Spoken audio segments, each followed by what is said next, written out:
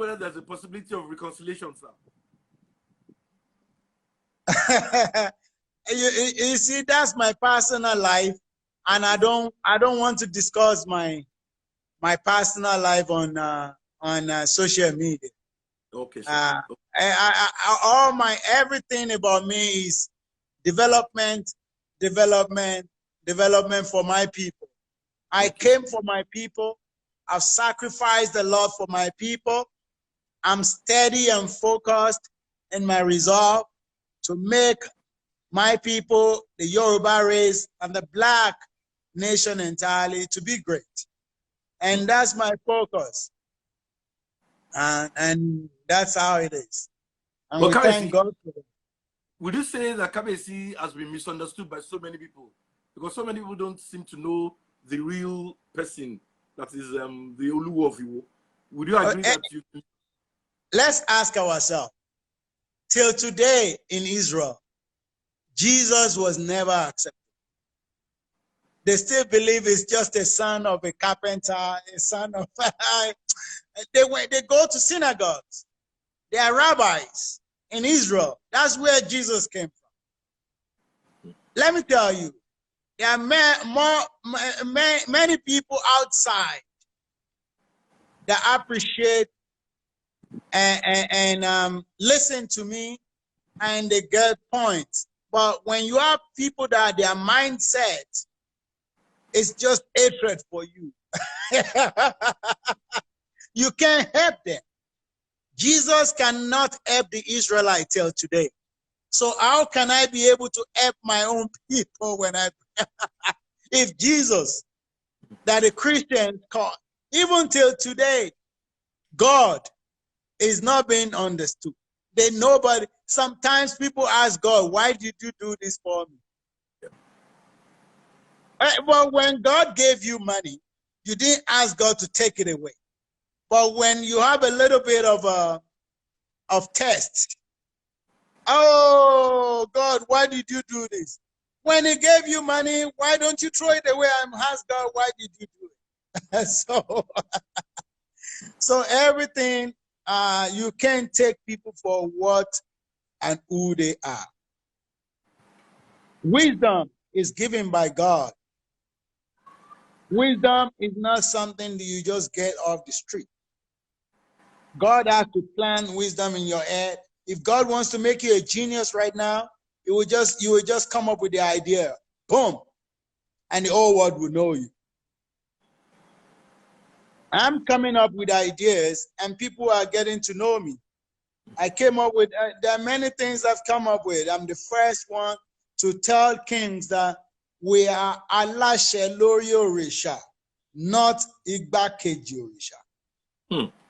These are wisdom of God. It's not my wisdom. When God wants to raise you up, He gives you ideas that are out of this world. And people will start saying, why is it that I'm not the one that first did it? The Sadducees and the Pharisees asked Jesus, where did you get your own from? We have been here and we don't know what you're talking about. And He said, yes, because I have all these from God. So anybody that is trying to bring a change, especially spiritually, and when it comes to people have to misunderstand them. So I'm not going to be deterred. I am sent, and I only fear who sent me, not who I'm going to deliver the message. So we thank God for that. I have many paths, yes. And it's not easy for people to understand me unless you are very, very deep and spiritual, and God gave you the wisdom to understand. So yes. I was going to say, what kind of a person is Kabesi? Maybe you can also help us a bit to understand you more, for those who don't really understand you. I'm very passionate and loving, and I do respect people a lot. I'm very open-minded, free-minded. I never want to hurt anybody. I've never done that. I've never, ever hurt anybody. I love people, and I carry people even more than myself. And you can see the love. When you come to Iwo, you've been to Iwo before, Yes. and you know how my people love me. That's not fake love. That's not how to, you can't even give money for people to love you. You can't, it comes natural. So, and that's how it is. And we thank God for everything in life. I respect people more. But one thing is that when it comes to God, I'm very, I have this pride. This what people call being arrogant, which I am not arrogant.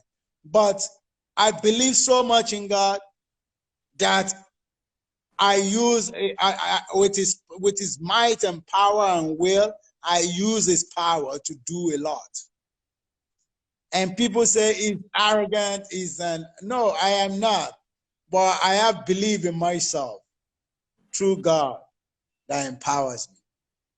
And that's why it is very hard for you to actually try to understand who the Oluwo of Iwo is. Because I am of God, and I'm very deep spiritual. And what's your relationship with other traditional rulers like? Have you tried to also carry them along in your philosophy for them to buy into your vision? When you yell and shout and tell them about these are new ways, these are new options, and people just want to tell you that no, we don't want to listen. We no, that's not the way. And we have to be resourceful. Kings have to be resourceful. How, sir? What I met on the ground is not something that is working. It's not working. And when something is not working, you try to make a change and make it work. Our tradition and culture is taking a beating. It has not been able, we have not been able to export our culture for the white man. And when people want to say, oh, we have white people taking our culture. No, those are not white people. Brazilians are not white. Brazilians and Cubans are not white unless you have never traveled. That's who you can, you're not gonna fool me with Brazilian and Cuban colored people and tell me that they are white. No. Cubans and Brazilians are like freed slaves. They are in the same mentality that we are. We need to export our culture. The white men export their food. We are eating rice today. We have never been able to succeed in giving the white men something different like amala to eat, and they can accept it. White people don't go to African restaurants, but Africans go to white people's restaurants. How do you see that? Does that make sense? We have never succeeded in making something for the white people to accept and eat since we've been existing. When are we going to do something? Are we going to be, even our religion is important. Our heaven is important. We have a problem. And until we're able to solve that problem spiritually and culturally and traditionally, so that we can make things that the white man will accept generally and say, I want to import this thing from Africa. And that's when I know Africans are not just the pen. We cannot even make our own deities. We can't make them to be good, to be like they are merciful, they are this, so that other people can. Have you ever seen any black man that you will say you want to say, oh, this is like a deity. This is like a god. Oh, the only person closer to that was Chief Obafemi Awolowo. Closer. Who was almost closer. Because when he got to position of power, he remembers the poor. You won't see Jesus. Jesus will never go to the rich man's house. Jesus will never eat on the rich man's table. Jesus always goes to the poor people. Because he said, the sick needs what? Needs medicine. We Africans, what have we been able to do and export it and make it a major? The only thing we do, we have gold. Do you know that the African man has gold? And we take that gold to Italy where they have no gold. And then Italians will refine it and design it and send it back and say Italian gold when there is no gold in Italy. The African gold. So there is no Nigerian gold. Because we refuse to update. We refuse to upgrade. We refuse to say, my son, go to a designing school in Italy, go and learn how to design and refine gold. And then when we take the gold, when we mine the gold here, we can have our own son also to refine it and design it, and then we sell it to the Western world as Nigerian gold. Did you? I don't know if I'm making sense to you. You're making sense. Yeah. We have never seen our own people try. The cocoa is here. Cocoa is here. We haven't been designing chocolate bars and everything and exporting it.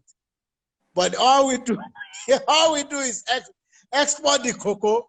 Then they would make it over there, design it and bring it here. Then we say import. Oh, it's imported chocolate, and that's the best chocolate in the world.